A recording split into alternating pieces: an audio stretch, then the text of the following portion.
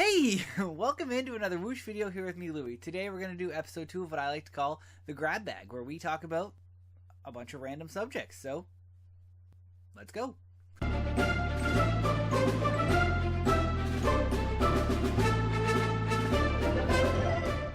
Alright, so let's start off with what I think is one of the bigger things, especially for me as a Star Wars fan. On December 2nd, we had the debut episodes of Star Wars Skeleton Crew. It's fantastic. It's very reminiscent of Goonies, if you're a fan of that. It's a fun, light-hearted story. I can't recommend it enough. They released 2 episodes, and then they're going to go weekly every Tuesday at 9 p.m. from here on out. It's so good, so much fun, and it's set kind of away from everything else in the Star Wars universe as of now, so it doesn't look like it's going to cross over very much, but it is set during the New Republic era, so very heavily in the Disney time frame that they're kind of building towards, and we'll see how it goes. There's definitely some star power behind it with them getting Jude Law as one of the main characters in it, but for the most part they seem to be following 4 kids who are lost in space. And it's really, really cool. But you actually get to see like a suburb in Star Wars, which you never see. You always see the big cities and all the life around the big cities. So really, really cool to see like the suburban lifestyle with schools and everything else there. And honestly, it's just been a fun story. And one of the funner aspects of it is it's very much a pirate adventure. And there's a droid who helps run a ship that the kids are taking on, which you see in the trailer, so I'm not spoiling anything that hasn't already been released by Disney. But the droid's name is SM-33, or Smee. Come on, Captain Hook, anybody? Come on, it's pretty cool. I genuinely think it's a really, really fun little callback by them. And overall, just a really fun story. So if you're looking for something Star Wars to get you back in, or just looking for a fun family holiday adventure this time of year, Go take a look at Skeleton Crew. Like I said, it's phenomenal, and it's just a ton of fun. At least the first 2 episodes are, so we'll see how the rest of it plays out. But I'm excited. Speaking of shows, an era kind of came to an end on the CW this week. On the same day that Skeleton Crew released on Disney Plus, CW released the final of Superman and Lois. And while I haven't fully jumped into the show, I respect the show as being something a lot of people have praised as being one of the best DC properties, especially live action and TV wise, in a while. A lot of people say that it is a template for Superman, and we'll see how James Gunn kind of adopts that going forward. I think it's almost poetic the way television on the WB/CW began and ended. We had Smallville, which was a Superman story, to start it all off, and I love Smallville. It holds a very special place in my heart. I think it's fantastic. Absolutely love the characters on there. The actors are phenomenal. Yes, some of them have gone on to do some really shitty things, but Smallville is still fantastic. Superman and Lois has gotten nothing but rave reviews from everything I've seen, and I think it's, like I said, very poetic that they bookended starting with Smallville and ending with Superman and Lois. So I will be checking that out now that the series is complete. I will watch probably from the beginning to the end. So yeah, I mean, I'm very excited to see what I missed in the show while it was going live. So if you haven't seen it or you weren't aware, it's the end of an era there. So we'll see going forward. It looks like Warner Brothers is trying to do something else with all of their properties, maybe mostly focusing on movies rather than TV, because we've seen the whole Arrowverse end. So interesting to see where they go from there. Next up, we have at the end of the month, again to go along with kind of the holiday season, we have What If Season 3, the final season of What If, debuting on December 22nd.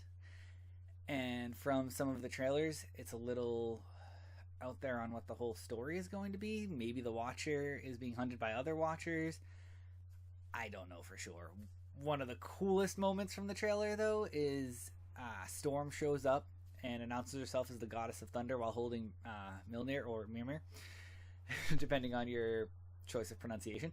And I think that's really, really fun, really awesome, and it's really cool to see Storm in an MCU full-on project, not X-Men 97, and I love X-Men 97, but X-Men 97 isn't an MCU-centric project, at least as of now. Could be in the future, I don't know, to be honest. We'll see.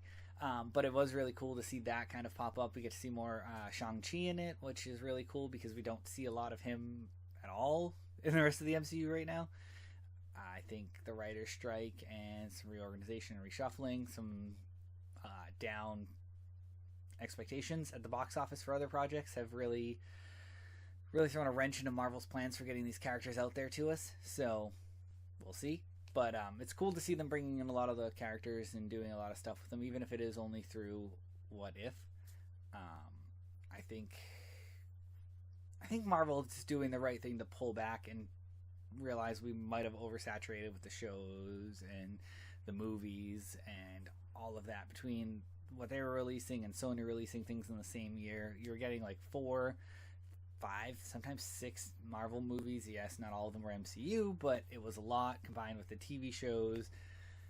There was a lot to consume, and I think sometimes less is more, as much as I love having more. So there's that. But I am excited for What If. I have to go back and catch up on season 2.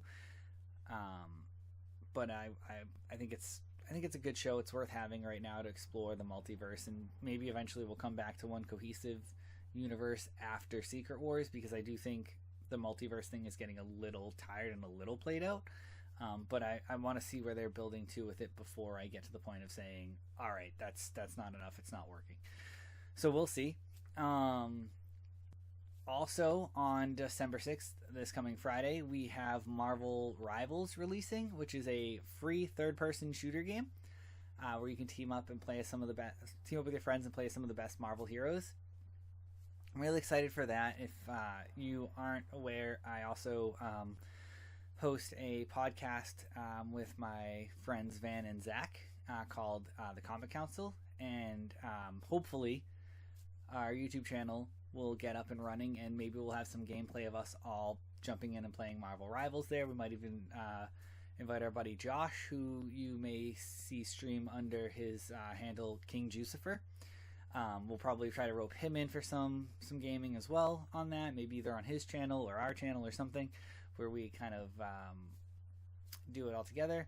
But keep an eye out for that, because that is something I'm very excited to do and see and jump into, is to finally have like a multiplayer comic-centric game. I mean, we've had the Avengers, we've had Guardians, Midnight Suns, the Spider-Man games, and I think, if I'm not mistaken, Avengers might have been multiplayer, but not really. So it'll be cool to have something in that vein and have something where we can all play together. I'm very, very stoked for that. And speaking of games you can play together, the final thing for this grab bag is a little bit older, about, I would say, a month old at the time of filming this. The Marvel Secret Lair for Magic the Gathering dropped. It was $200 to get all of the characters if you wanted them non-foil. If you wanted them foil, it was about $250. You could do a whole mega bundle for all of them.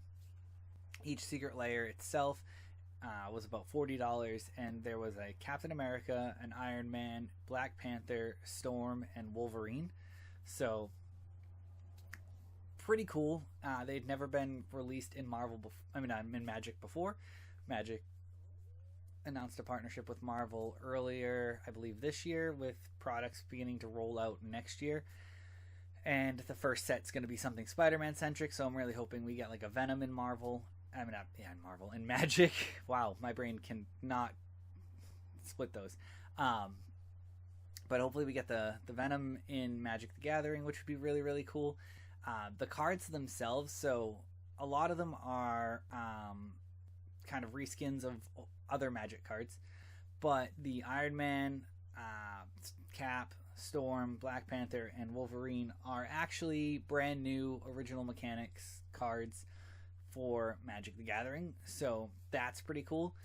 If you happen to order like the big bundle, you got another reskin card called Arcane Signet, which actually happened to be Avengers Tower, which was pretty cool. And then you also got some surprise cards in there that I did not know you were going to get when I ordered mine. And they're all different, like, re-themed Groot cards, which is pretty cool. There was one massive Groot card, I think it was called Abundant Groot, which is like an Abundant Growth reskin for Magic, and that one's going for over like $500 itself. Probably even more than that at the time of recording this. I haven't looked in a while. I did not get that card, but that's okay. But honestly, I've had a chance to play a couple of games with the Iron Man commander, and it's a lot of fun. The cards themselves are really cool, and I'm excited to see what they do with the Spider-Man set. I know I've already said that, but it'll be interesting to see how they work this into Magic, because Magic does have its own universe, it does have its own stories, and these are all part of what they call universes beyond. But a lot of people have a lot of issues with them incorporating too many things from outside into the story, and well, into the Magic gameplay and how it's going to work and stuff like that.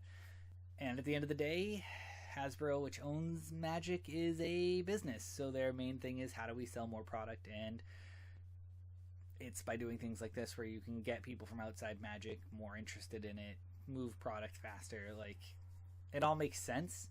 And as someone who's just recently started really getting into Magic, I'm not sure how I feel about it. But like I said, I'm really stoked that they have some of the Marvel characters in Magic now, characters I'm very familiar with, and I'm very, very stoked to see what they do going forward. So, yeah, I mean, that's the grab bag for this week. It was kind of random and a little all over the place, but that's what we like to do. So, yeah, let me know what you think. If you have anything that I didn't cover, let me know, and I'll try to cover it in the next grab bag. But yeah, if you picked up the Secret Layers, if you're looking forward to Rivals, if you watched Superman and Lois, or Skeleton Crew, or if you're looking forward to What If, let me know in the comments. I'd love to absolutely hear from all of you about your thoughts on all of this and anything else that might pop in your head. So let me know down there. But that's it for me. We'll catch you next time. Thanks.